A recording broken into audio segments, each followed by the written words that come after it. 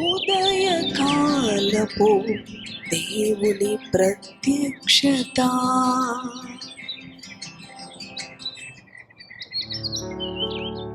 ప్రభు నందు ప్రియ దేవుని బిడ్డలారా, ప్రభు నామమున మీ అందరికీ నా హృదయపూర్వక వందనాలు.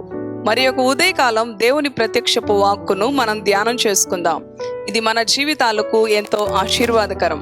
మన పరిశుద్ధ గ్రంథములను తెరిచి యాకోబు పత్రిక 1వ అధ్యాయం 5వ వచనమును చదువుకుందాం. మీలో ఎవనికైనను జ్ఞానము కొదువుగా ఉన్న ఎడల అతడు దేవుని అడుగవలెను, అప్పుడది అతనికి అనుగ్రహింపబడును. ఆయన ఎవనిని గద్దింపక అందరికిని ధారాళముగా దయచేయువాడు. హల్లెలూయా! ఎంతో చక్కని దేవుని ప్రత్యక్షపు వాక్కు ఈ ఉదయకాలం మనలను దర్శిస్తూ ఉంది. ప్రభు ఆయన యొక్క వాగ్దానము ద్వారా, ఆయన జీవము కలిగిన వాక్కు ద్వారా ఈ ఉదయకాలం మనతో మాట్లాడుతూ ఉండగా దేవుని మాటల వైపు దృష్టి పెడదాం, దేవుని మాటలకు విధేయత చూపుదాం. తదుపరి మనకెంతో ఆశీర్వాదము, నెమ్మది, విడుదల కలుగుతాయి. యాకోబు పత్రిక 1వ అధ్యాయం 5వ వచనంలో చదువుకున్నాం కదా, మీలో ఎవరికైనాను జ్ఞానము కొదువుగా ఉన్న ఎడల దేవునిని అడుగవలెను, ఆయన ఎవరిని గద్దింపక అందరికీ కూడా ధారాళముగా అనుగ్రహిస్తానని వాగ్దానం ఇస్తూ ఉన్నాడు. ఈ ఉదయకాలం ప్రియ సహోదరి సహోదరుడా, ప్రభు ఇస్తున్న ఈ వాగ్దానం, ప్రభు ఇస్తున్న ఈ శక్తి కలిగిన మాటను బట్టి దేవుణ్ణి స్తుతించు. అవును ప్రభువా, నాలో జ్ఞానము కొదువుగా ఉన్నది. ఒకవేళ ఈ లోక జ్ఞానము ఎక్కువగా ఉండి ఉండవచ్చు, కానీ దైవిక జ్ఞానములో నీవు బలహీనపడి ఉండవచ్చు.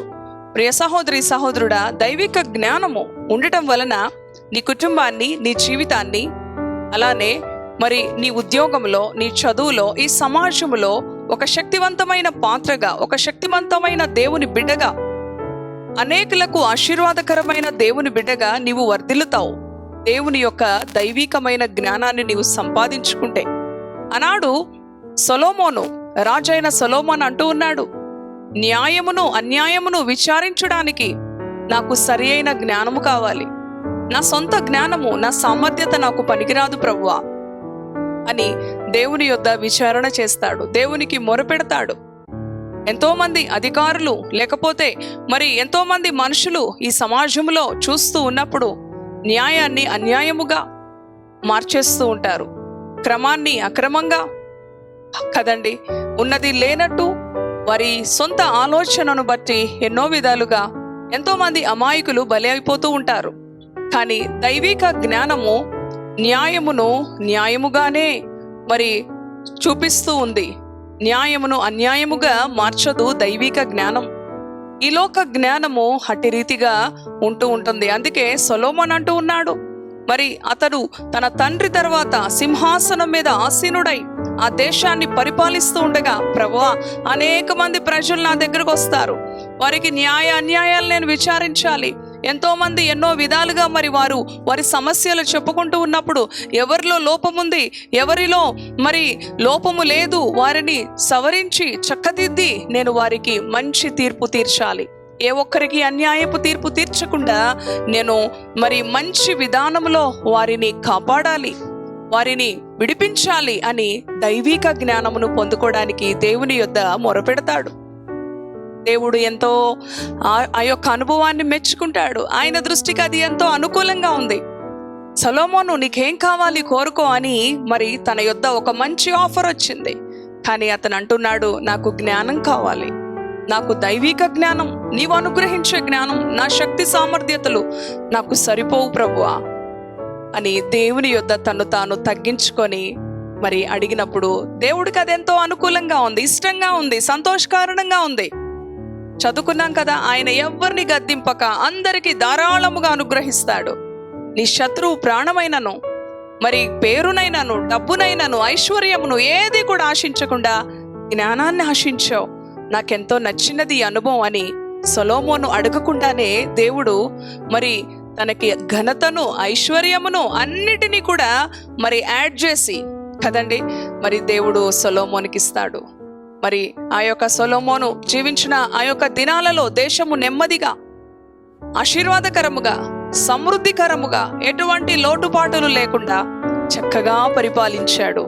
ప్రియ సహోదరి సహోదరుడా, దైవిక జ్ఞానము కలిగిన మనము కూడా మరి దేవుని యొక్క అనుగ్రహాన్ని పొందుకొని మన కుటుంబాలను, మన జీవితాలను, అలాగే అనేక కుటుంబాలని ప్రభు యొక్క మహిమార్థమై ప్రభు రాజ్యమున కొరకు సిద్ధపరిచే వారంగా ఉండాలి. ఈ ఉదయకాలం ఒకవేళ నీ ఆలోచన, నీ సామర్థ్యత సరిపోవటం లేదా, దేవుని యొద్ద అడుగు. ఆయన అంటున్నాడు, మీలో ఎవరికైనా కొదువుగా ఉంటే నేనిస్తాను జ్ఞానం, నన్ను అడగండి, ఎవరిని గద్దింపక అందరికీ ధారాళంగా ఇస్తానంటూ ఉన్నాడు. ఆయన పక్షపాతి కాడు, ఆయన దగ్గర భేదాలు లేవు.